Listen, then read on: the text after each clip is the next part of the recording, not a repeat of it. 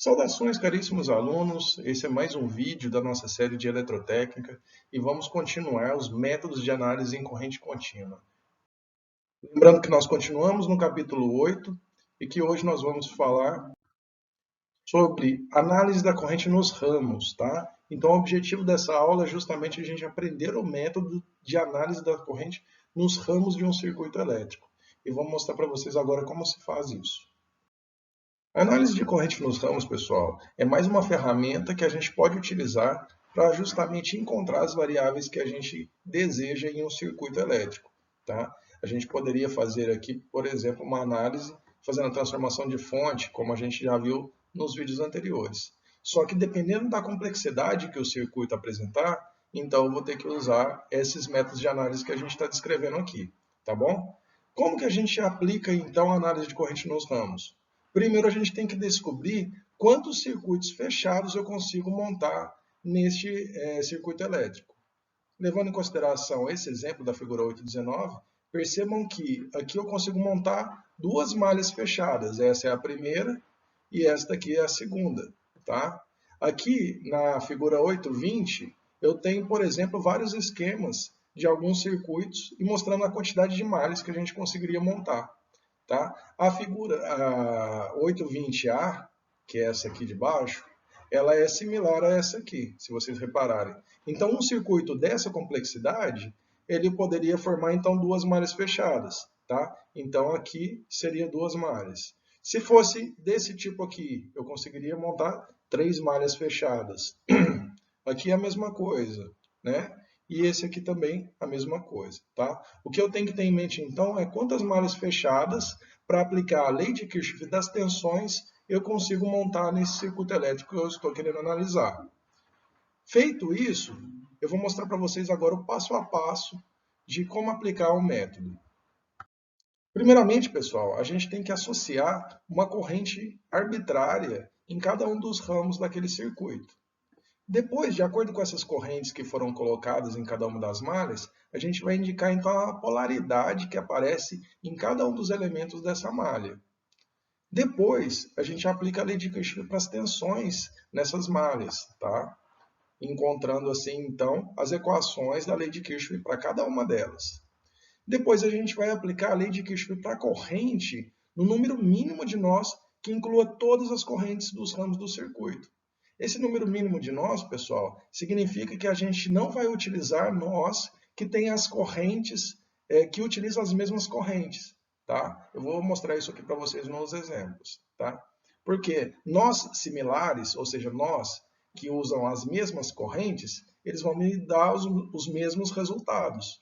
E eu preciso de equações que me dê resultados independentes um do outro. Tá? Que aí, então, com essas equações, eu vou resolver um sistema de equações lineares para então encontrar cada variável que eu gostaria de encontrar nesse circuito, tá? Seja ela corrente ou tensão.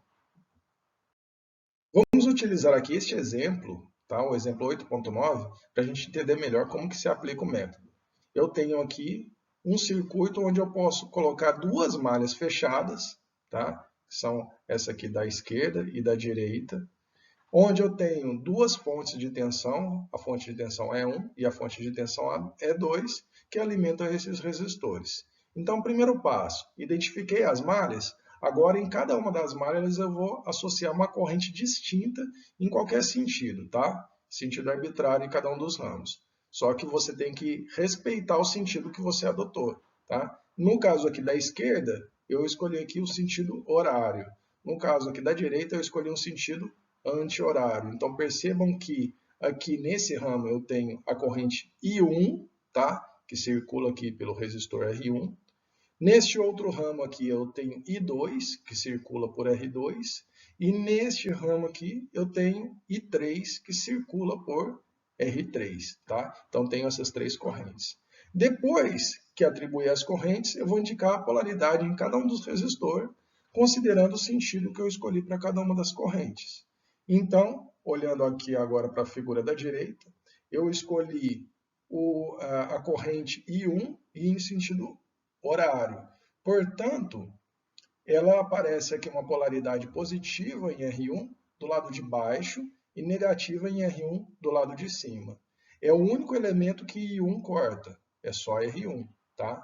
Então agora eu vou considerar as outras correntes. A corrente I2 ela é de baixo para cima, então aparece uma polaridade em R2 embaixo e uma polaridade negativa em R2 em cima, tá?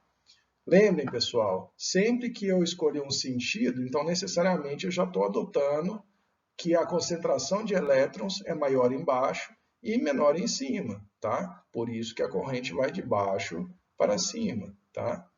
E aqui eu estou adotando uma corrente I3 indo de cima, saindo desse nó A, de cima para baixo. Então aqui eu tenho uma polaridade positiva em R3 em cima e negativa embaixo, para respeitar o sentido da corrente que eu escolhi, tá bom?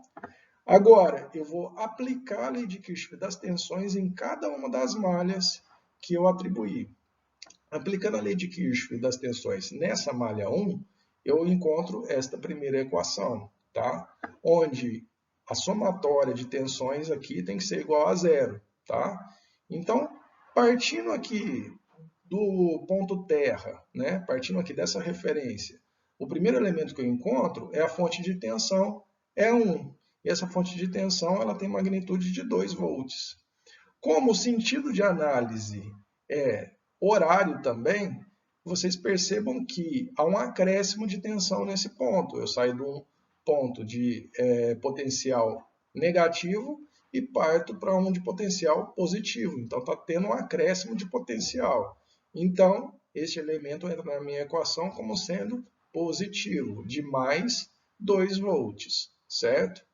O próximo elemento a encontrar nesse sentido de análise é R1. R1 ele parte de um potencial maior para um potencial maior nesse sentido de análise. Portanto, ele entra na minha equação como sendo negativo, tá?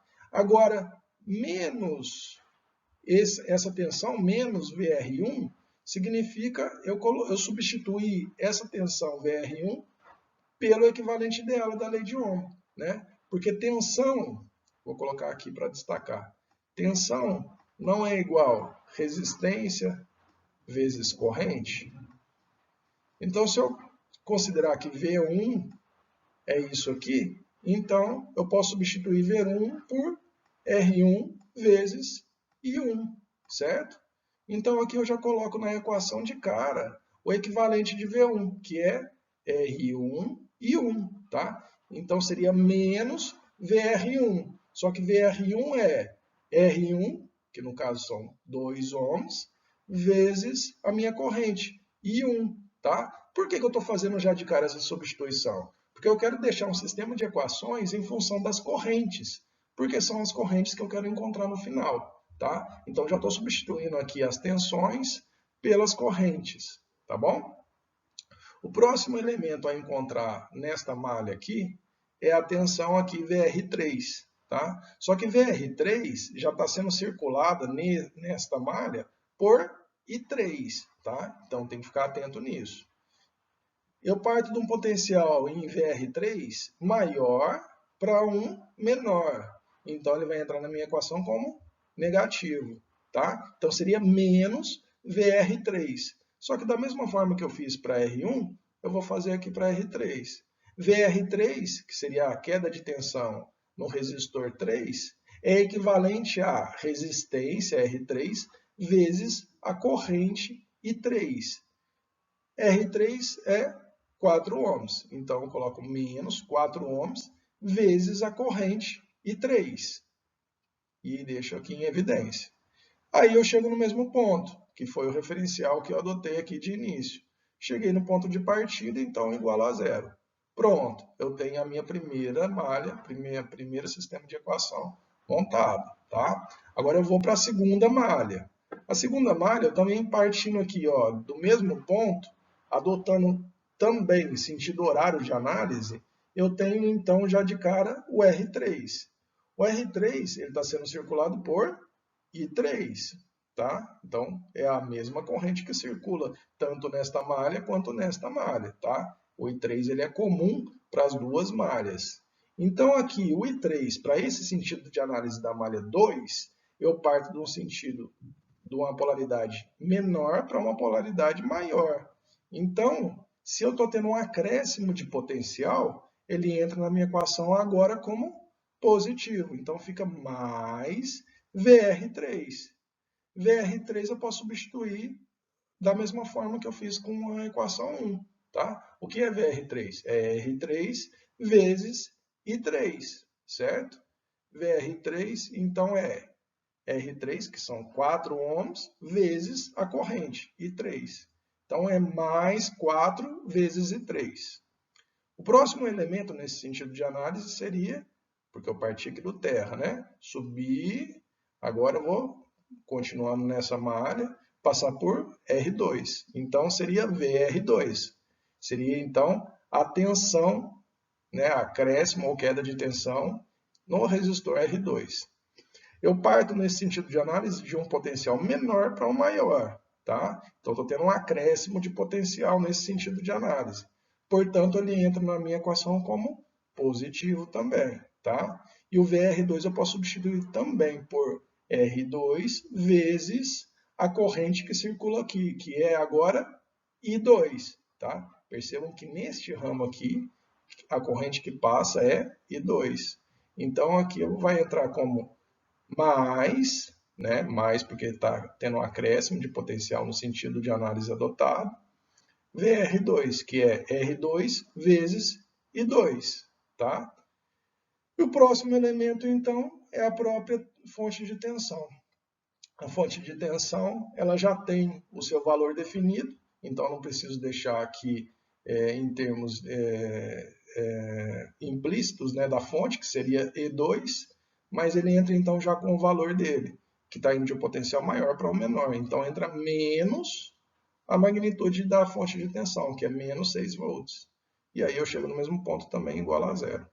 Tá joia? Então aqui, percebam, eu consegui já montar um sistema de equação que tem uma, duas, três variáveis, porém só duas equações. Tá? Um sistema de equações com 3 variáveis e 2 equações não é possível de ser resolvido. Eu preciso de uma terceira equação.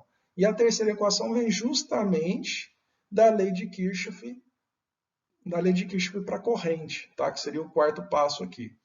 A lei de Kirchhoff para a corrente é justamente a lei dos nós. Então, eu adoto aqui, por exemplo, nó A e vejo a relação entre as correntes.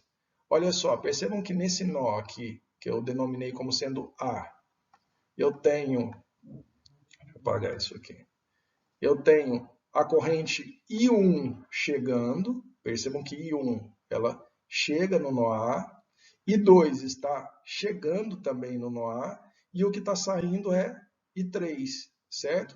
Então, o que entra tem que ser igual ao que sai. Está entrando I1 mais I2 e está saindo I3.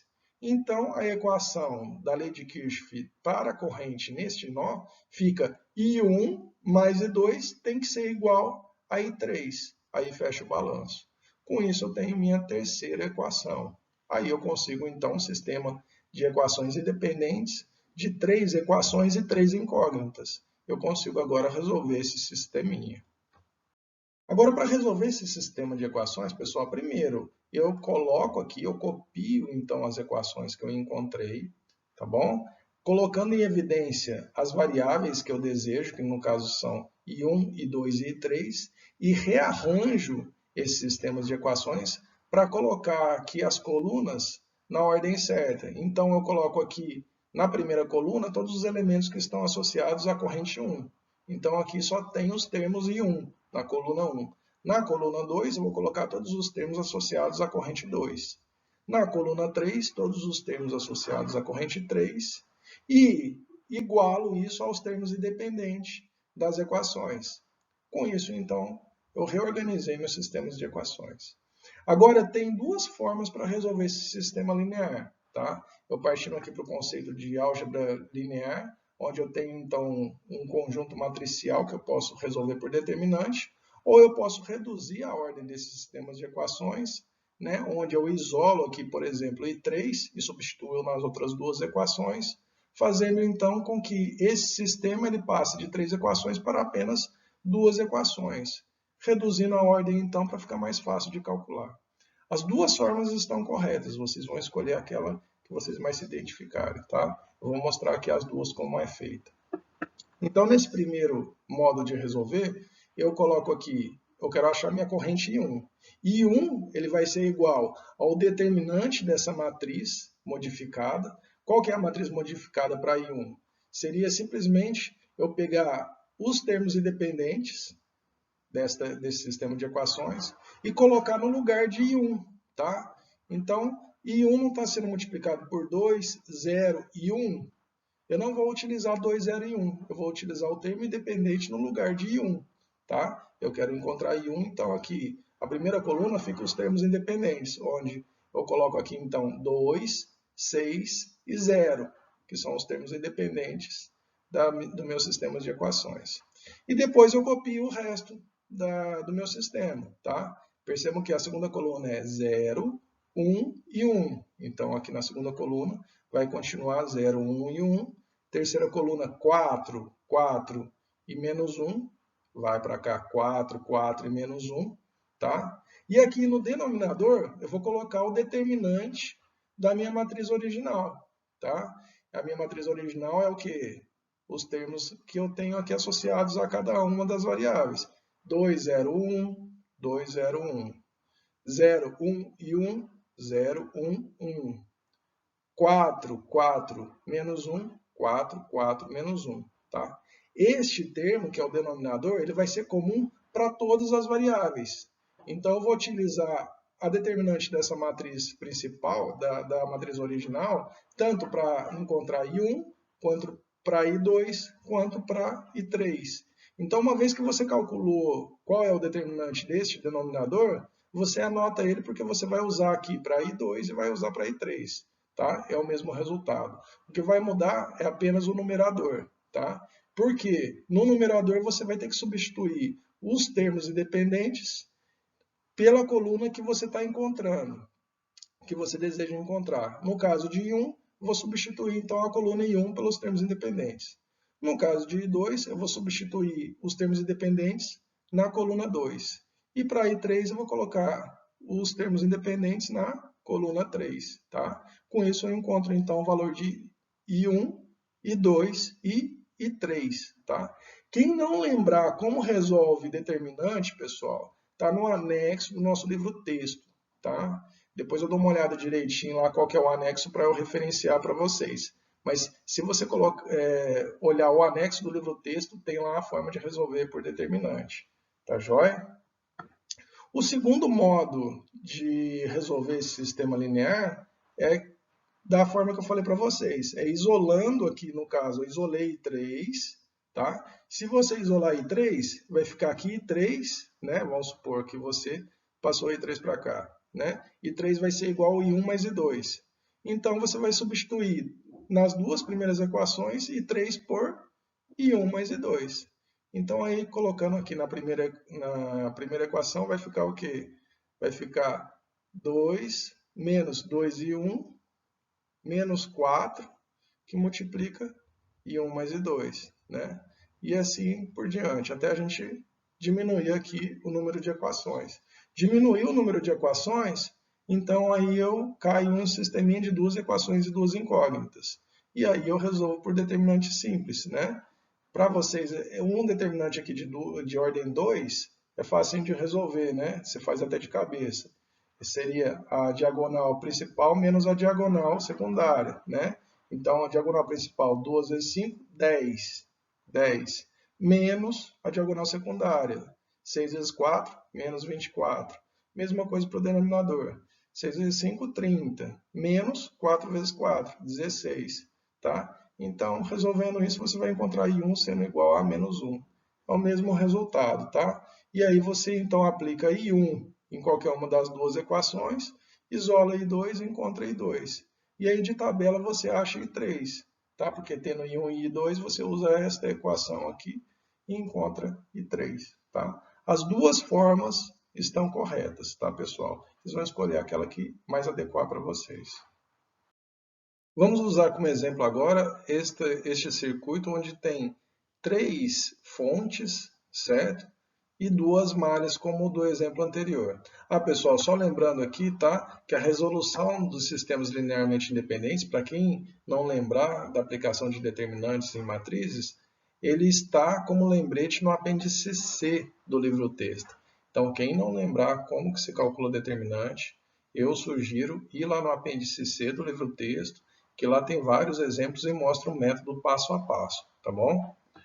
Aqui neste exemplo, pessoal, a gente tem, então, da mesma forma que o anterior, 2 malhas, tá? Malha 1 e malha 2, onde eu tenho que, primeiro, associar, então, as correntes em cada um dos ramos. Aqui eu também coloquei I1, tá? Neste sentido. I2 já está no sentido horário. E I3 está agora de baixo para cima, tá? Depois, você indica as polaridades de acordo com as correntes que foram arbitradas, tá? As polaridades nos resistores, então, fica I1, no caso, está vindo de baixo para cima, então a polaridade maior em R1 vai ser embaixo e a polaridade negativa em R1 vai ser em cima, tá?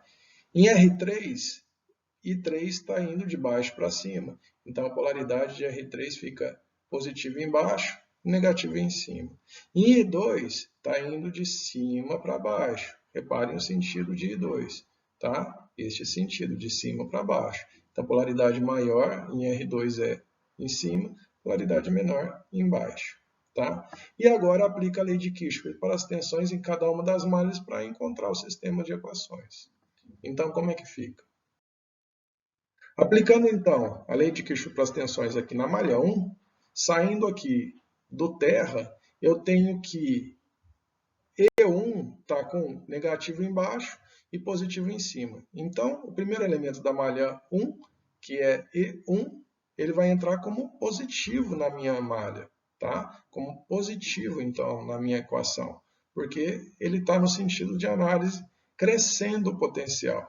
Então, como ele está acrescentando o potencial, ele entra como mais 15 na minha equação. O próximo elemento é R1. Em R1, eu percebo que está tendo um decréscimo de potencial, certo? Está tendo uma queda de tensão aqui. VR1, então, diminui a tensão na minha equação. Se ele diminui, então ele vem como negativo. Então, menos 4 e 1. Por que menos 4 e 1? Porque a tensão em R1 é resistência, 4 ohms, vezes a corrente, I1. Tá? Então, eu já coloco aqui de cara a variável que me interessa, que é a corrente. Então, menos 4 e 1. Tá? Depois, ainda continuando na análise desta malha, já encontro R3. Tá? Só que R3 ele depende de I3. E I3 está indo de baixo para cima. Só que o sentido de análise é de cima para baixo. Então, no sentido de análise, eu tenho um acréscimo de potencial, que passa de um potencial negativo para um positivo. Então, o VR3 vai entrar na minha equação como sendo positivo. R3, 10 ohms, vezes I3. Então, mais 10 e 3. E aí, o próximo elemento é a fonte E3, onde eu estou tendo, no sentido de análise, um decréscimo de potencial, que passa de um potencial maior para um potencial menor, né? Porque eu estou adotando o sentido horário de análise. Tá? Então, se ele passa de um potencial maior para um menor, ele entra como negativo na minha equação. Menos, então, 20. E aí eu chego no mesmo ponto, então igual a zero. Igual a zero. Tá? Então, essa é a minha primeira equação. A segunda equação é referente à segunda malha, partindo também do mesmo ponto, partindo aqui do terra, adotando o sentido horário de análise. Tá? Então, adotando o sentido horário de análise, eu já tenho de cara E3, que agora está indo de um potencial menor para um maior nesse sentido de análise. Tá? Então, ele entra na minha equação, na segunda equação, como sendo mais 20. Tá? O próximo elemento seria R3. VR3, para o sentido de análise da malha 2, que é sentido horário, está tendo um decréscimo de potencial. Está indo do potencial maior para um potencial menor. Então, ele entra como negativo na minha equação. Então, aqui, VR3 é 10 ohms vezes a minha corrente que circula por R3, que é I3. Então, menos 10 e 3. Tá?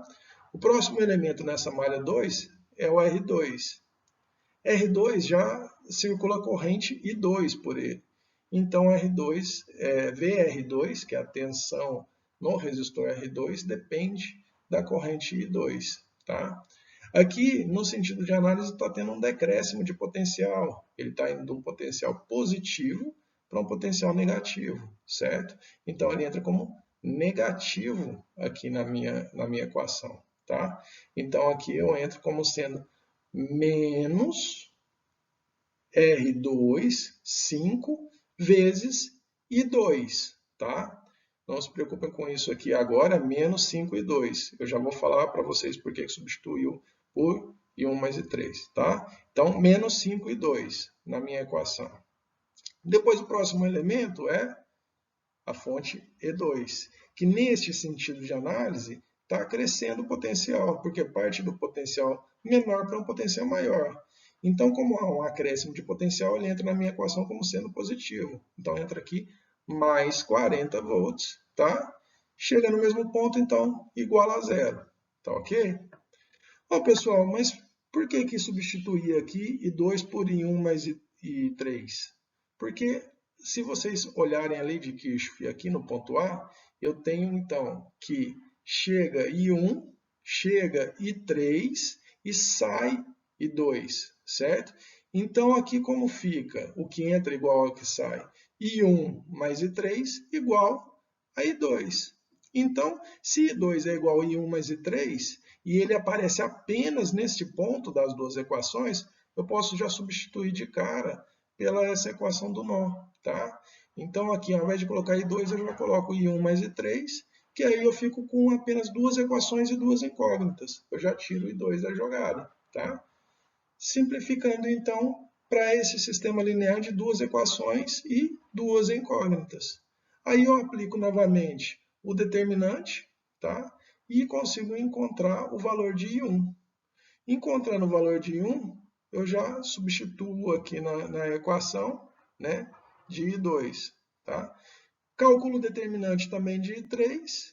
Encontrando I3, eu substituo também na equação de I2. Com isso, eu consigo encontrar I2. Tá? Então, apesar de eu não utilizar aqui uma terceira equação, a lei do nó eu utilizo para substituir I2 e eu utilizo aqui no final também para encontrar I2, né? Porque eu não falei que nesse nó A I2 é igual a I1 mais I3, então I2 é igual a I1 mais I3. Encontrei I1, encontrei I3, substituo na equação do nó, eu tenho I2. Então, desta forma, encontrei I1, I3 e I2, que eram as variáveis desejadas neste exemplo. Então, pessoal, esse vídeo vai ficar por aqui. Nós vimos, então, nesse vídeo, como calcular as correntes de um circuito elétrico utilizando a análise dos ramos, tá? Que está no capítulo 8 do nosso livro-texto. Eu quero que vocês façam agora os exercícios referentes à análise dos ramos no circuito, que estão no final do capítulo 8, tá? E que refaçam também uma revisão de cálculo de determinantes para sistemas lineares, que está no apêndice C do nosso livro-texto. Tá joia? Não deixem a matéria acumular, porque ela vai ficar cada vez mais complexa no passar dos vídeos, tá ok? Precisando, basta entrar em contato que a gente sana as dúvidas que houverem. Um grande abraço para vocês e bons estudos.